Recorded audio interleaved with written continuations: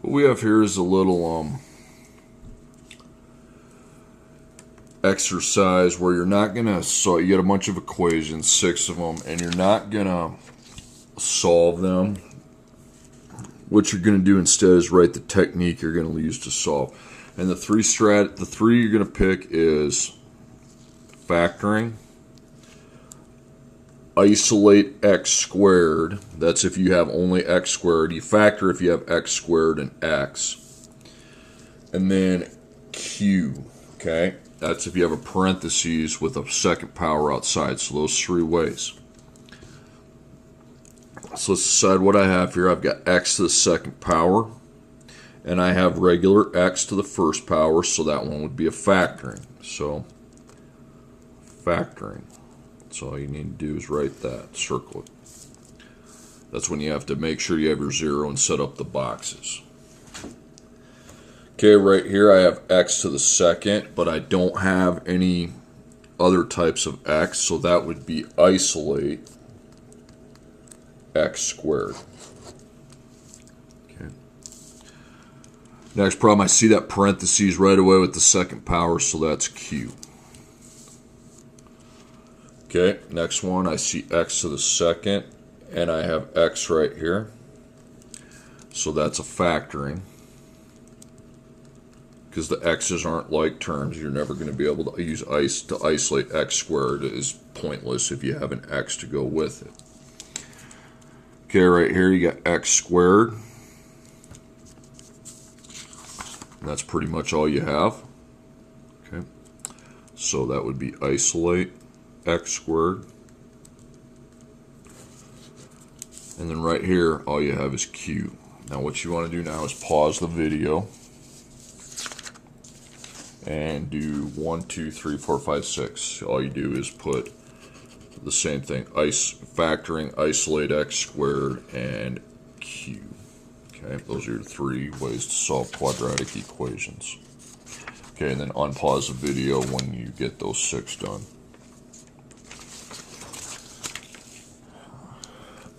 Okay, now we're going to solve the equation here. We're actually going to find the answers. So how many answers does x have? It's got 2. Okay, they all have 2 answers. Now after that's done, you want to make a little box here and write what you have for x's. You have only x to the second, so that would be isolate x to the second would be how to solve that. Now how do you isolate x to the second? Well, you circle the x to the second and the coefficient. You undo the minus 6 by plus 6. Plus 6. 39 plus 6 is 45. So I have 3x to the second equals 45.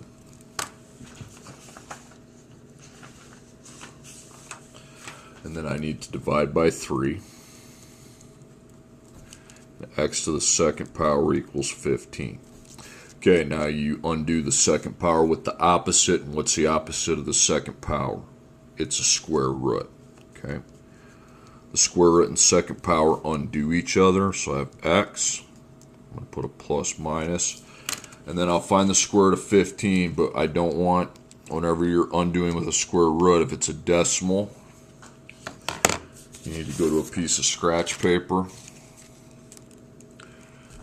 and write square root 15, make 2 square roots, and see if 15 divides by any of the numbers that have perfect squares. Okay, so it's between these two. Does 15 divide by 9?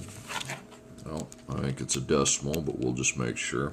Does it divide by 4? I think that's a decimal. So, alright, so if I can't get anything, I'm just going to leave it. And the answer is the square root of 15, and then your other answer is the same thing with a negative in front.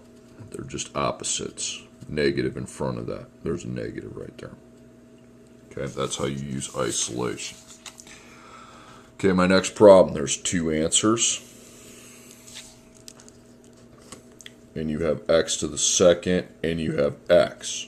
Okay, so you're going to have to use factoring to solve it. So first off, when you factor, you need to make sure you have your 0, which we have it. And then how many terms do we have? we have three terms. Okay, so the way to factor 3 terms is to do your GCF and T.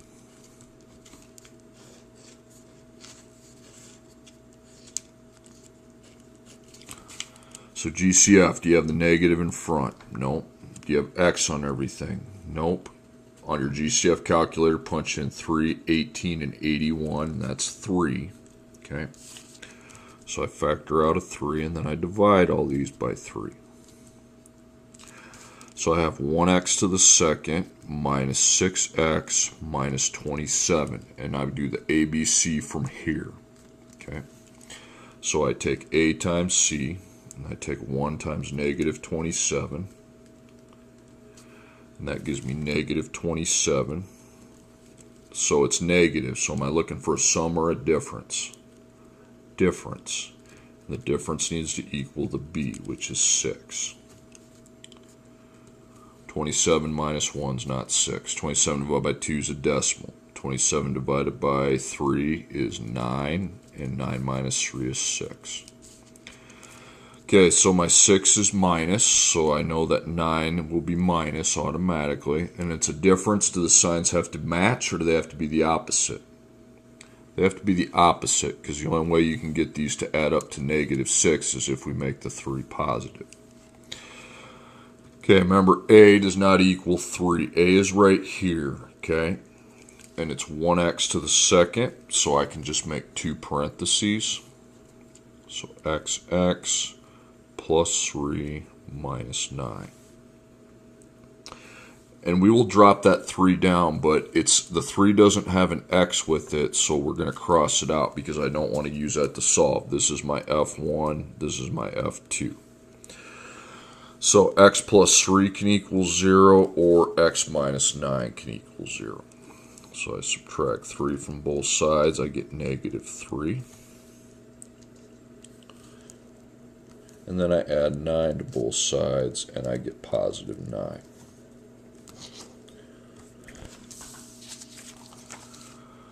Okay, my next problem, there are 2 answers. Again, all these have 2 answers. And which way? We have a parentheses with x, so I'm going to use the Q method. Okay, so we want to make a chart over here and replace the parentheses with Q. So 3q to the second minus 7 equals 101. Now isolate the q to the second, so I plus 7, 3q to the second power equals 108. And now I divide by 3. And q to the second power is equal to 36. Now to undo the second power, we do the opposite, which is a square root. And remember, the square root and second undo each other, leaving me with just the variable. And the square root of 36 is 6, but it could be positive or negative. So I make 2 equations on this chart, and we equal 6 and negative 6. And what was the q originally? It was x plus 3. Okay, that's what we put in for q. X plus 3, minus 3, minus 3, x is 3. Minus 3, it's negative 9. Okay, so 3 and negative 9 are the 2 answers. Okay, my next problem, there are 2 answers. What do I have for x's? Well, no parentheses, so we have x to the second, and we have regular x. So we are going to then use factoring, okay? So with factoring, you have to have the equation equal to 0, okay? And I don't have that right now, so I got some work to do. I'll put a 1 there. So I'm going to minus 2. And the minus 2 would be subtracted from our negative 3 right there. Those would be like terms that would go together. And then minus 1x. Now, does 1x have a like term over here? Well, it can't go with the x squared, and these don't have x's. So I put minus 1x right there. Okay, now when I write the new equation, I have 0 over here. I don't have anything. and I have 4x to the second first, and then I need to put the minus 1x after that. And then I take negative 3 minus 2. And you don't just take 3 minus 2, it's got to be negative 3 minus 2. Okay? You got to recognize that that 3 is negative, and that's negative 5. Okay, now that the zero's there are 3 terms. So I can do GCF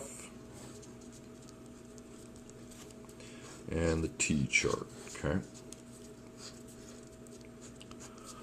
So GCF, do you have a negative in front? No, you don't. You have X on everything? No, you don't. 4, 1, and 5, the GCF's 1. So we get that out of there.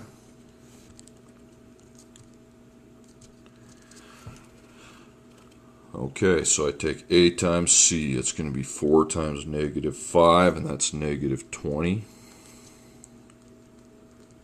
Difference of 1.